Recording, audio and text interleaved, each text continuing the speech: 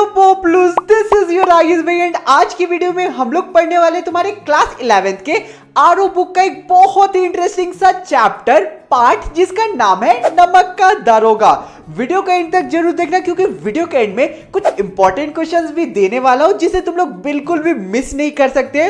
और हाँ यार, क्लास 11th की हिंदी गैंग, अभी तक तुम लोगों ने अपना अटेंडेंस कमेंट एरिया में दिया है कि नहीं? जल्दी से अपना प्यारा प्यारा कमेंट एरिया में छोड़ो कि हम लोग वापस आ चुके हैं एंड अब आराम से चुकू बैठो एंड आज की इस 3D एनिमेटेड वीडियो का मजा लो। तो यार सबसे पहले तुम लोगों को मैं मिलवाना चाहूंगा इस चैप्टर के इस पार्ट के इंपॉर्टेंट कैरेक्टर से।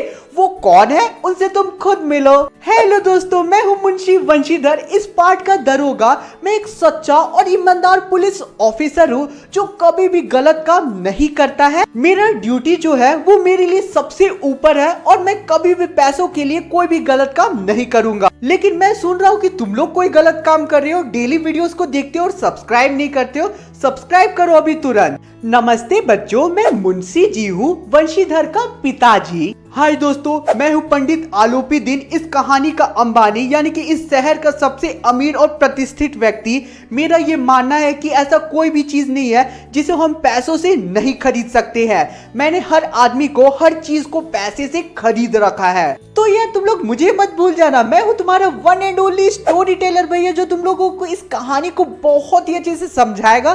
तो अब हम लोगों का पार्ट शुरू होता है और हमें पार्ट को स्टार्ट करते हुए बताया जाता है कि नमक का जब एक नया विभाग बना या कह सकते हो नया डिपार्टमेंट बना और उसके उपयोग पे प्रतिबंध यानी कि बैन लगाने का जब आदेश आया तो बहुत सारे लोग नमक का चोरी छुप के व्यापार करना शुरू कर देते हैं। तो देखो यार, जो हमारा नमक है वो डे टू डे लाइफ में बहुत ही इंपॉर्टेंट रोल प्ले करता है। कोई भी खाना नमक के बिना अधूरा लगता है एंड बन नहीं पाता है। तो लोगों ने इसे चोरी छिप के बेचना शुरू कर दिया ताकि वो ज्यादा से ज्यादा पैसे कमा पाए। लोगों ने इसे बेचने के लिए एंड इसे प्राप्त करने के लिए अलग अलग गलत रास्तों को चुना एंड जो ऊपर के बड़े अधिकारी थे उनकी भी कमाई बहुत ज्यादा बढ़ जाती है। इसके दारोगा पद को देखकर वकीलों को भी बहुत ज्यादा लालच आती थी क्योंकि जो भी दारोगा पद में जाता वो रात में नमक की रखवाली करता, चौकीदारी करता और घूस लेकर बहुत सारे पैसे कमा सकता था। तो अब आगे के पार्ट में मुंशी वंशीधर की एंट्री होती है। मैंने विरह कथा को समाप्त करके मजनू और फरहाद के प्रेम वितत को नल और नील की लड़ाई और अमेरिका की आविष्कार की बातों को पढ़कर रोजगार की खोज पे मैं निकल पड़ता हूँ। मेरे जो बाबूजी है वो एक बहुत ही अनुभव व्यक्ति है और मुझे जाने से पहले बहुत ही ज्ञान भरी बातें बोलते हैं। बेटा वंशीधर, तुम घर की दुर्दशा देख रहे हो ना कि हम पर कितना ज्यादा कर्ज है यानी कि लोन है। जो लड़कियां है घर की वो भी घास फूस की जैसी बढ़ती जा रही है। मैं भी अब बूढ़ा हो चुका हूँ और कभी भी गिर पड़ूंगा यानी कि मर जाऊंगा। अब इस घर के असली मालिक तुम ही हो। कोई भी नौकरी मिले, कैसी भी नौकरी मिले, उसे ले लेना, मना मत करना। और कभी भी कोई भी घूस दे उसे तो बिल्कुल भी मना मत करना। ऐसे काम को ढूंढना जिसमें ऊपरी कमाई हो। वेतन का क्या है, ये तो पूर्णिमा के चांद की जैसे एक महीने में एक बार दिखता है। उससे पैसों की प्यास थोड़ी मिटती है। पैसों की प्यास तो ऊपरी कमाई से ही भरती है। तुम खुद में ही बहुत ज्यादा समझदार हो। विवेक से बड़ी आवश्यकता हमेशा होती है। इस बात को गांठ बांध लो और अच्छे से अपने दिमाग में डाल लो और समझ जाओ, ये मेरी जिंदगी भर की कमाई है और अनुभव है जो मैं तुम्हें दे रहा हूँ। मुंशी जी अपने बेटे को ज्ञान भरी बातें बोलकर आशीर्वाद दे देते हैं। वंशीधर भी एक आज्ञाकारी पुत्र था। आशीर्वाद लेते ही वो तुरंत ही घर से निकल जाता है जॉब की खोज में। कुछ ही दिन में वंशीधर की एक बहुत ही अच्छी नौकरी लग जाती है। नौकरी भी जैसी तैसी नहीं, नमक विभाग के दारोगा पद में वंशीधर का जॉब लग जाता है जिसकी वेतन बहुत अच्छी थी और ऊपरी कमाई का तो कोई ठिकाना ही नहीं था। वंशीधर के पिता को जैसे ही ये बात पता चलती तो वो बहुत ज्यादा खुश होते हैं और आस पड़ोस के लोग को बहुत ज्यादा जलन होती है। ठंड के दिनों में रात के समय में ठंड इतना ज्यादा रहता था कि नमक की रखवाली करने वाले दरोगा जो होते थे वो सो जाते थे। मुझे ड्यूटी ज्वाइन किए हुए 6 महीने भी नहीं हुए थे और सारे बड़े अफसरों को मेरे ऊपर बहुत ही ज्यादा भरोसा हो गया था।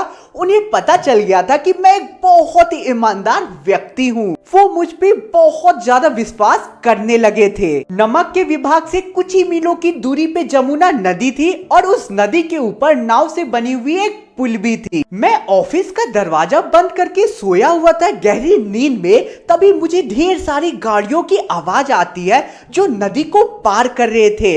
मैंने सोचा कि इतनी रात में आखिर गाड़ियां क्यों नदी को पार कर रही है, कुछ ना कुछ झोल जरूर है, यानी कि कुछ ना कुछ गड़बड़ जरूर है। मैं तुरंत ही वर्दी को चेंज करता हूँ, यानी कि वर्दी पहनता हूँ, जेब में गन को रखता हूँ, यानी कि पिस्तौल को जेब में रखता हूँ, घोड़े पे बैठता हूँ और तुरंत नदी की ओर चला जाता हूँ। नदी के पास जाकर देखता हूँ तो वहां मैं देखता हूँ कि बहुत सारी गाड़ियां नदी को पार कर रही थी। मैंने जब डांट कर पूछा कि ये गाड़ी किनकी है, तो वहां के जो लोग होते हैं वो सभी शांत हो जाते हैं और जो भी गाड़ियां हैं मैं उन्हें रुकवा देता हूँ और पूछता हूँ कि ये सारी गाड़ियां किसकी है, मुझे जल्दी बताओ। ये सुनते ही वहां थोड़ी देर के लिए सन्नाटा हो जाता है और लोग कानाफूसी शुरू कर देते हैं। एक आदमी जो आगे खड़ा था वो कहता है पंडित आलोपीदीन। ये सुनते ही वंशीधर के भी चेहरे का रंग उड़ जाता है और वो चौंक जाता है। पंडित आलोपीदीन उस एरिया का सबसे प्रतिष्ठित व्यक्ति थे और उसके साथ साथ उनका बहुत ही ज्यादा बड़ा नाम था। छोटे से बड़े आदमी तक उनके ऊपर ऋण था उनका। वो एक बहुत ही अमीर व्यक्ति थे और उनका जो बिजनेस था, यानी कि उनका जो कारोबार था, वो बहुत ही ज्यादा लंबा था। मुझे जल्दी बताओ कि ये सारी गाड़ियां कहाँ जा रही है। एक गाड़ी वाला आकर बोलता है कि साहब ये गाड़ियां कानपुर जा रही है। उन सबको अब मैं पूछता हूँ कि आखिर इन गाड़ियों में क्या लदा हुआ है। ये प्रश्न सुनते ही सभी लोग शांत हो जाते हैं। आखिर तक पूछने पे भी वो लोग कुछ नहीं बताते हैं। तो मैं जाता हूँ गाड़ियों के पास और खुद से चेक करना शुरू कर देता हूँ। मैं चेक करता हूँ तो देखता हूँ कि बोरों में नमक के ढेले भरे हुए हैं और ये जो नमक के ढेले हैं इन्हें इलीगली नदी को पार करके ले जाया जा रहा था। पीछे से अपने सजे हुए रथ पे पंडित आलोपीदीन आधे नींद में आराम करते हुए आ रहे थे। कुछ गाड़ी वाले दौड़ते दौड़ते उनके पास जाते हैं और बोलते हैं कि इस एरिया के दारोगा ने हम लोगों का जो गाड़ियां है उसे रोक दिया है और आपको नदी के पास बुला रहे हैं। जो पंडित आलोपीदीन थे उनका ये मानना था कि पैसों से कुछ भी खरीदा जा सकता है, इसलिए वो नींद में लेटे लेटे गर्व से बोलते हैं, तुम चलो हम आते हैं। अब आलोपीदीन गर्व से दरोगा के पास जाकर बोलते हैं, बाबू साहब नमस्ते, ऐसा कौन सी गलती मैंने कर दी है जिसकी वजह से आपने मेरी गाड़ियां रोक दी है। हम ब्राह्मणों पे तो आपकी कृपा दृष्टि बनी रहनी चाहिए। ये ऊपर का आदेश है, यानी कि सरकारी हुक्म है। हम सरकार और सरकारी हुक्म को थोड़े जानते हैं। हमारी सरकार तो आप ही है। मैं जाने से पहले आपसे मिलने वाला था। ये तो हमारी घर की ही बात है। जाने से पहले मैं आपको कुछ भेंट के तौर पे देने भी वाला था। यहाँ पंडित आलोपीदीन घूस का बात कर रहे हैं। इस बात को सुनकर जो हमारा दारोगा है वंशीधर, उस पे कोई भी प्रभाव नहीं पड़ता है क्योंकि वो एक ईमानदार व्यक्ति था। अब जो हमारे वंशीधर है उन्हें बहुत ही ज्यादा गुस्सा आता है और वो गुस्से में बोलते हैं, मैं वो नमक हराम नहीं हूँ जो चंद पैसों के लिए बिक जाएगा। आप हिरासत में हो इस समय, आपको जो भी सजा मिलेगा वो कानून देगा। मैं आपको कोई भी सजा अभी नहीं दूंगा। बदलू सिंह, इन्हें तुरंत ही अरेस्ट करो, ये मेरे ऑर्डर्स है। पंडित आलोपीदीन और वहां खड़े सभी लोग ये बात सुनकर बहुत ही ज्यादा शॉक्ड हो जाते हैं क्योंकि आज से पहले किसी ने भी उनसे इस तरह से बात नहीं की थी। अब आलोपीदीन खुद में ही सोचते हैं, ये शायद एक उदंड लड़का है और अभी तक पैसे की माया मोह से बहुत ज्यादा दूर है।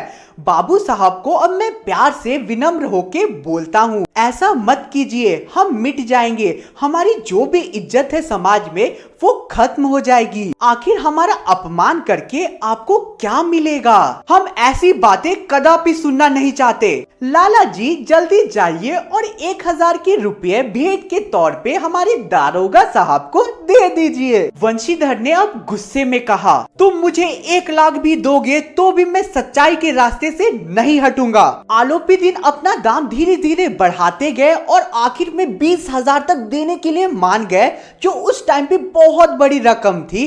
अब आलोपीदीन आगे कहता है, दारोगा साहब, इससे ज्यादा तो मैं आपको दे नहीं सकता हूँ, तो अब आगे आपको जो भी करना है आप कर लीजिए। बदलू सिंह, जाओ और तुरंत उसे अरेस्ट करो।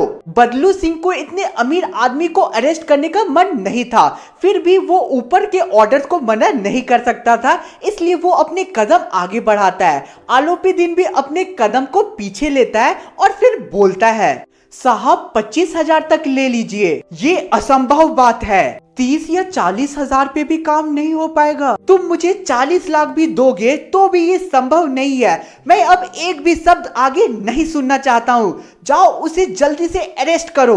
आलोपीदीन एक हष्ट-पुष्ट व्यक्ति को हथकड़ियों के साथ आगे आता देख बेहोश होकर नीचे गिर जाता है। सुबह तक ये बात पूरी अच्छी तरीके से फैल गई कि आलोपीदीन को अरेस्ट कर लिया गया। बच्चे से बूढ़े सभी को ये बात पता चल गई और सभी लोग आलोपीदीन को बुरा भला बोलने लगते हैं। अब अगले दिन जब आलोपीदीन को कोर्ट ले जाया जा रहा था, तब वो शर्म से अपने सिर को नीचे झुकाए हुए थे।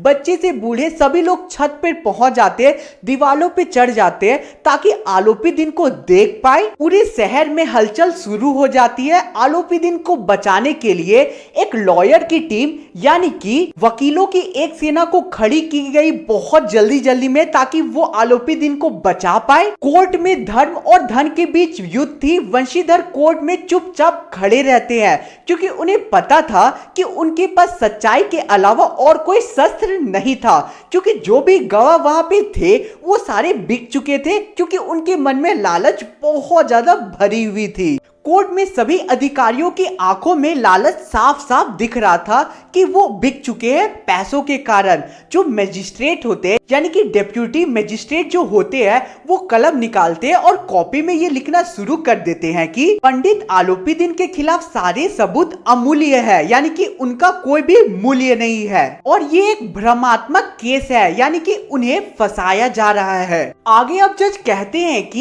ये मानना बहुत ज्यादा मुश्किल है कि मुंशी वंशीधर जैसे प्रतिष्ठित और बड़े व्यक्ति चंद पैसों के लिए ये गलत काम करेंगे। मुंशी वंशीधर की भी इसमें कोई गलती नहीं है। वो अपनी ड्यूटी के लेकर बहुत ही ज्यादा सीरियस है, लेकिन उन्हें इस तरह से इस भले मनुष्य को कष्ट नहीं देना चाहिए था। आगे भविष्य में वंशीधर को और ज्यादा सतर्क रहने की जरूरत है। ये सुनते ही आलोपीदीन की तरफ से जितने भी वकील थे वो उछल पड़ते हैं। आलोपीदीन भी हंसते हंसते, यानी कि मुस्कुराते मुस्कुराते कोर्ट से बाहर निकलते हैं। वंशीधर को अब लोग भरा बुरा बोलना शुरू कर देते हैं, या कह सकते हो कि ताना मारना शुरू कर देते हैं। वंशीधर को इस दुनिया की बहुत ही विचित्र खेदजनक अनुभव हुआ। मैंने धन से बैर लिया था, एक हफ्ते में ही मुझे सस्पेंड कर दिया गया और मैं उदास होकर, बहुत ही ज्यादा उदास होकर अपने घर जाता हूँ। वहां बाबूजी को पता नहीं था कि मैं सस्पेंड होकर आया हूँ। बस उन्हें यह पता था कि मैंने आलोपीदीन को अरेस्ट किया था। इसी बात पे वो मुझ पे बहुत ज्यादा गुस्सा थे कि उन्होंने बहुत ज्यादा समझाया था कि कभी भी पैसे मिले तो उन्हें इनकार मत करना और कभी भी बड़े आदमी से बैर मत लेना, लेकिन मैंने लिया। और फिर जो मेरे बाबूजी है आगे बोलते हैं, मैंने इस लड़के को पहले ही समझाया था कि कभी भी कोई ऊपरी कमाई दे तो उसे ले लिया करो, या फिर कोई भी बड़े आदमी से बैर मत लेना, लेकिन ये मेरी सुनता कहाँ है। सब तो अपनी मनमानी करते हैं। मैंने भी अपने टाइम पे नौकरी की और जो भी मुझे ऊपरी आय आता था मैं उसे खुशी खुशी ले लिया करता था। ये दुनिया ईमानदारी से नहीं चलती है, ये कब समझेगा, पैसों से चलती है। वंशीधर ने फिर बताया कि वो सस्पेंड हो चुका है, यानी कि उसे बाहर निकाल दिया गया है। ये बात सुनते ही उसके पिताजी को बहुत बड़ा झटका लगता है और वो बहुत ही ज्यादा आग बबूला हो जाते हैं और गलत सलत बोलने लगते हैं। वंशीधर तुरंत ही वहां से निकल जाता है। उसकी माँ भी बहुत ज्यादा उदास हो जाती है।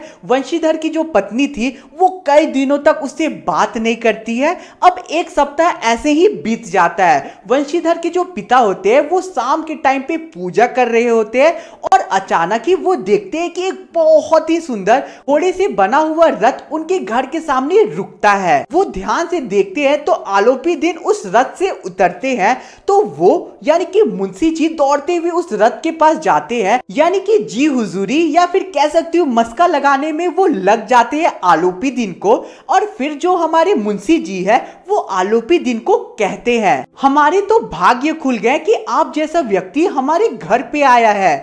आप पूज्य है और हम आपके दास हैं। मैं तो आपको मुंह दिखाने के लिए योग्य ही नहीं हूँ, क्योंकि मेरे बेटे ने जो भी किया वो बहुत ज्यादा गलत था।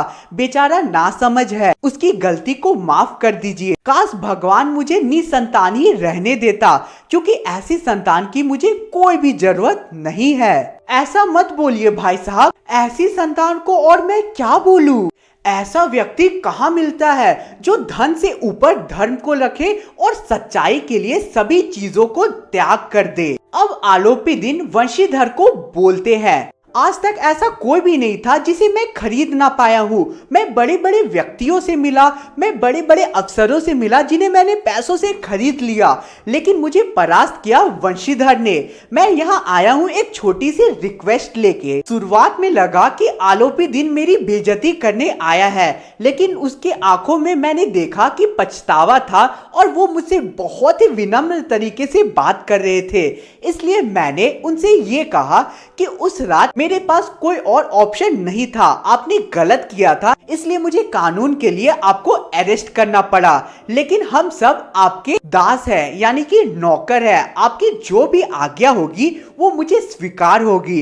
ऐसा मैंने इसलिए कहा क्योंकि उन्हें पछतावा था जो भी उन्होंने किया था। उस दिन नदी के पास रात में आपने मेरी कोई भी रिक्वेस्ट नहीं सुनी थी, लेकिन आज जो मैं रिक्वेस्ट लेके आया हूँ उसे आपको सुनना ही होगा, अन्यथा मैं यहाँ से कहीं नहीं जाऊंगा। आलोपी दिन अब एक कागज और कलम निकालते हैं और वंशीधर को दे देते हैं।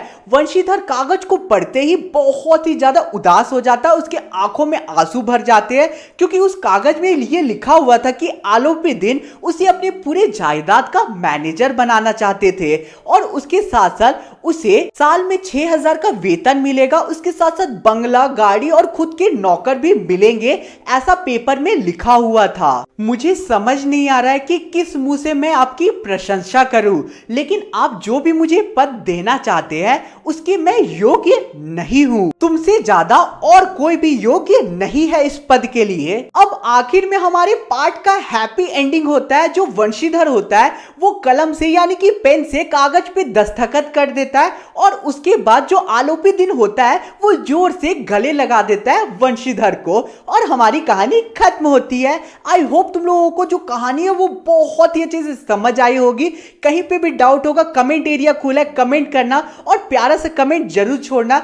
वीडियो को एक लाइक करना। अब तुम्हारी स्क्रीन पे इंपॉर्टेंट क्वेश्चन दिख रहे हैं, ये question exam point of view से काफी ज्यादा इंपॉर्टेंट है। इसके आंसर चाहिए होगा तो टेलीग्राम ग्रुप ज्वाइन कर लेना, लिंक डिस्क्रिप्शन में गिवन है। साथ ही में इंस्टा पे फॉलो किया है कि नहीं तुम लोगों ने अभी तक, कर लेना। वहां पे तुम लोग हमेशा मुझसे कनेक्टेड रह सकते हो। मिलते हैं किसी और वीडियो में। Thanks for watching the video.